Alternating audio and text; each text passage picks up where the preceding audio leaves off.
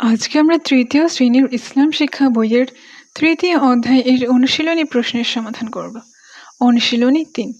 ১. সঠিক উত্তরের ঠিক চিহ্ন দাও। কোনটি নৈতিক গুণ? অসহায়কে সাহায্য করা, বড়দের শ্রদ্ধা করা, অন্যের দুঃখ কষ্টে সহমর্মী হওয়া, গরিবকে সাহায্য করা। উত্তর ২. বড়দের শ্রদ্ধা করা। আখলাক শব্দের অর্থ কী?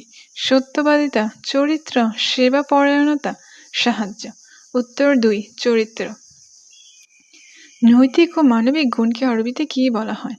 আখলাকে জামিমা, সত্যবাদিতা, সদাচার, আখলাকে হামিদা। উত্তর ৪. আখলাকে হামিদা। অন্যের দুঃখ কষ্ট অনুভব করে তাকে সাহায্য করা কোন ধরনের গুণ? পরম সহিষ্ণুতা, সহনশীলতা, সহমর্মিতা, সত্যবাদিতা। উত্তর ৩. সহমর্মিতা। কোনটি উদারতার উদাহরণ? সত্য কথা বলা, অন্যের কথা ও কাজের প্রতি সহনশীল হওয়া, ন্যায় অন্যের পার্থক্য করা, কাজ কর্মে সৎ থাকা। উত্তর ২. অন্যের কথা ও কাজের প্রতি সহনশীল হওয়া। দেশের উন্নয়নের জন্য যার যার দায়িত্ব সঠিকভাবে পালন করাকে কি বলে? দেশপ্রেম, সদাচার, উদারতা, সহমর্মিতা। উত্তর ১. দেশপ্রেম। শূন্যস্থান পূরণ। আখলাকে জামিমা ক্ষতিকর। মহানবী সাল্লাল্লাহু আলাইহি ওয়াসাল্লাম বলেছেন, আমি উত্তম চরিত্রকে পূর্ণতা দানের জন্য প্রেরিত হয়েছি।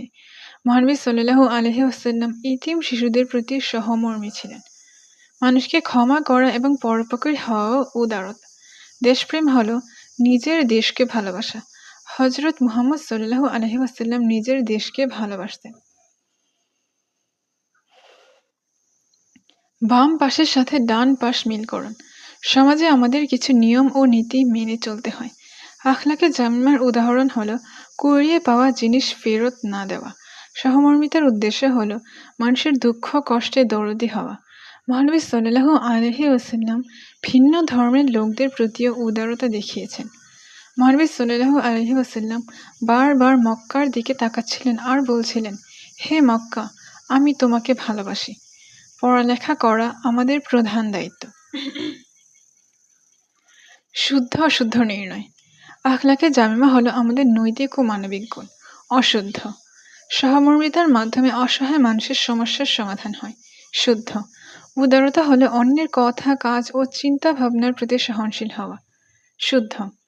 মাতৃভূমির উন্নয়নের জন্য নিজ দায়িত্ব সঠিকভাবে পালন করাই দেশপ্রেম। শুদ্ধ। মহানবী সাল্লাল্লাহু আলাইহি ওয়াসাল্লাম নিজের জন্মভূমিকে ভালোবাসতেন। শুদ্ধ। সংক্ষিপ্ত প্রশ্ন। ক. নৈতিক ও মানবিক গুণাবলী কি? আমরা সমাজে বসবাস করি এবং আমাদের কিছু নিয়ম নীতি মেনে চলতে হয়।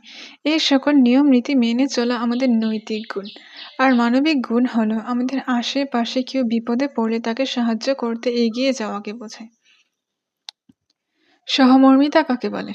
আমাদের আশেপাশে আপনজনদের অনেকেই দুঃখ কষ্ট, বিপদ আপদ ও অভাব অনটনে পড়ে মানসিকভাবে ভেঙে পড়ে। তাদের এই কষ্টকে অনুভব করে তাদের সাথে সমবেতী হওয়াকে সহমর্মিতা বলে। উদারতার সংজ্ঞা দাও। উদারতা হলো অন্যের কথা, কাজ ও চিন্তা ভাবনার প্রতি সহনশীল হওয়া, মানুষকে ক্ষমা করা এবং পরোপকারী হওয়াও উদারতা। দেশপ্রেম বলতে কি বোঝায়? দেশপ্রেম হলো নিজের দেশকে ভালোবাসা। নিজের দেশকে ভালোবেসে এর উন্নয়নের জন্য নিজ নিজ দায়িত্ব ও কর্তব্য সঠিকভাবে পালন করা। দেশপ্রেমে উদ্বুদ্ধ হয়ে আমাদের কি করা উচিত?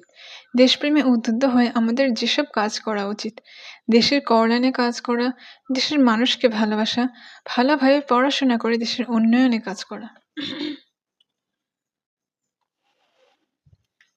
বর্ণমূলক প্রশ্ন ও উত্তর। পরস্পরের প্রতি সহমর্মী হয়ে যে কাজগুলো করবে তার একটি তালিকা তৈরি করো। পরস্পরের প্রতি সহমর্মী হয়ে যে কাজগুলো করব তার তালিকা নিচে দেওয়া হলো।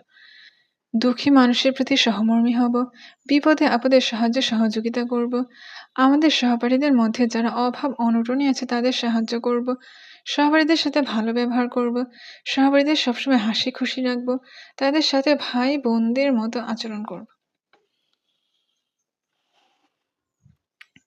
মহানবী সাল্লাল্লাহু আলাইহি ওয়াসাল্লাম এর উদারতা সম্পর্কে বর্ণনা করো।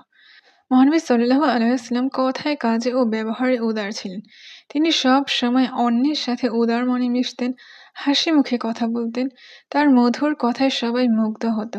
তার সাহাবী মহানবী সাল্লাল্লাহু আলাইহি ওয়াসাল্লাম ভিন্ন ধর্মের লোকদের প্রতি উদারতা দেখিয়েছেন। তিনি তাদেরকে নিজ নিজ ধর্ম পালনের স্বাধীনতা দিয়েছেন। একবার এক অমুসলিম ব্যক্তি মসজিদের নববীতে প্রস্রাব করে দিলে কোনো এক সাহাবী রেগে যান। মহানবী সাল্লাল্লাহু আলাইহি ওয়াসাল্লাম সাহাবীগণকে বলেন, লোকটিকে প্রস্রাব করতে দাও এবং তার প্রস্রাবের ওপর এক বালতি পানি ঢেলে দাও।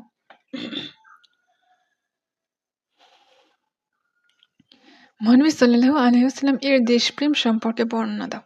দেশপ্রেম হলো নিজের দেশকে ভালোবাসা। মহানবী হযরত মুহাম্মদ সাল্লাল্লাহু আলাইহি ওয়াসাল্লাম নিজের জন্মভূমিকে ভালোবাসতেন। তিনি নিজের জন্মভূমি মক্কা থেকে হিজরত করে মদিনায় চলে যান। যাওয়ার সময় তার চোখ থেকে অশ্রু গড়িয়ে পড়ছিল।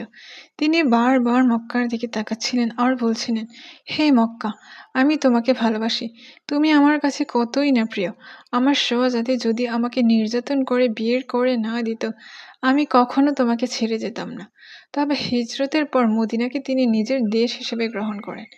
তিনি মদিনাকে ভালোবাসতেন। মদিনায় শান্তি প্রতিষ্ঠা ও এর উন্নয়নের জন্য তিনি আপ্রাণ চেষ্টা করেন। তিনি মদিনা সনদ প্রণয়ন করেন যাতে অশান্ত